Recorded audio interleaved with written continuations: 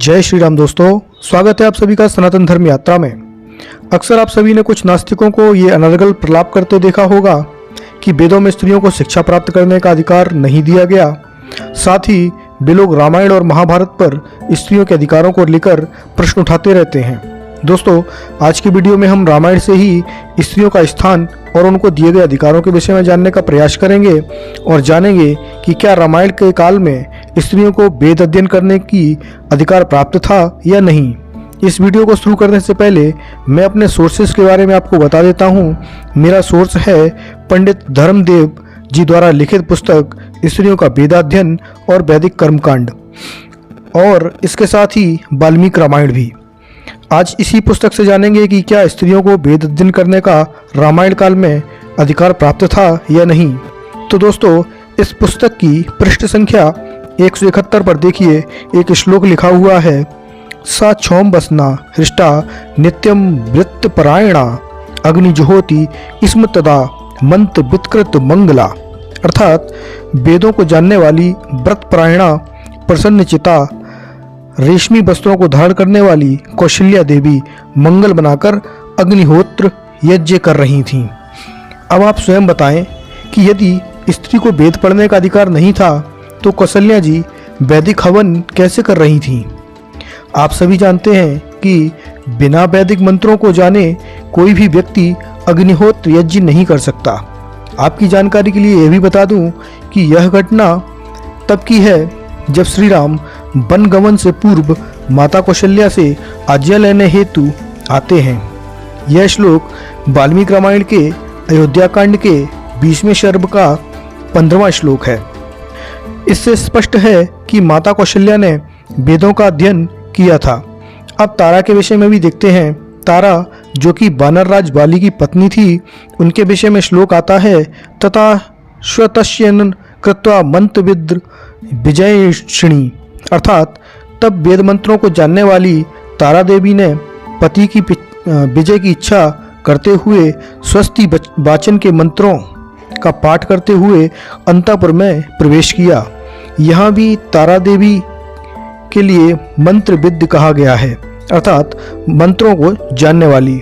यह श्लोक वाल्मीकि रामायण में किष्किंधा कांड के 16वें सर्ग का 12वां श्लोक है। अब माता सीता और वेद अध्ययन के बारे में देखिए। रामायण की महत्वपूर्ण महिला पात्र हैं माता सीता, और वाल्मीकि रामायण में कई स्थानों पर माता सीता के वेदज्ञ होने के कई प्रमाण उपलब्ध हैं। इसी पुस्तक में एक श्लोक आता है, लक्ष्मणेन यदा नीतम पीर बारी महात्मना औपवास्यम तदा कार्षीद्राघव स सीतया ततस्तु जलशेषेण लक्ष्मणो पय करोत् सदा भाग्यतास्ते त्रय संध्या समुपाशंत संहिता। अर्थात लक्ष्मण जी जब शुद्ध जल लाए तो पहले श्री रामचंद्र जी ने, फिर सीता जी ने, और तत्पश्चात लक्ष्मण जी ने आचमन आदि किया, और तदंतर उन तीनों ने शांत चित्त होकर संध्या उपासना की। यह श्लोक वाल्मीकि रामायण के अयोध्या कांड के 87वें सर्ग के 18वां व 19वें श्लोक हैं। संध्या उपासना में वैदिक मंत्रों का जाप भी होता है, और बिना वैदिक मंत्रों के जाप के और बिना उसके ज्ञान के माता सीता संध्या उपासना कर ही नहीं सकती। इससे सिद्ध होता है कि माता सीता ने वेदों का अध्ययन किया था। माता सीता द्वारा अशोक वाटिका में यज्ञ करने का श्लोक भी आता है, वैदेही शोक संततपा हुताशन मुया गमत। अर्थात शोक से संतप्त होकर माता सीता ने तब हवन किया। और अयोध्या कांड में भी माता सीता और श्री राम जी द्वारा संध्या उपासना और हवन करने का जिक्र है।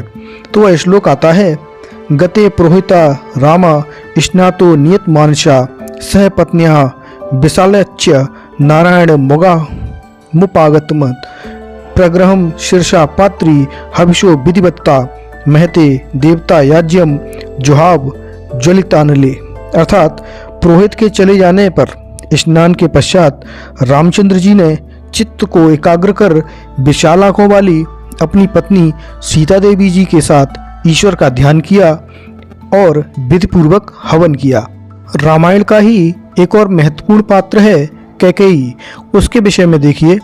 तदा सुमंत्र मंत्रज्ञा कैकेयी प्रत्युवाचः, अर्थात वेद मंत्रों को जानने वाली कैकेयी ने सुमंत को इस प्रकार उत्तर दिया।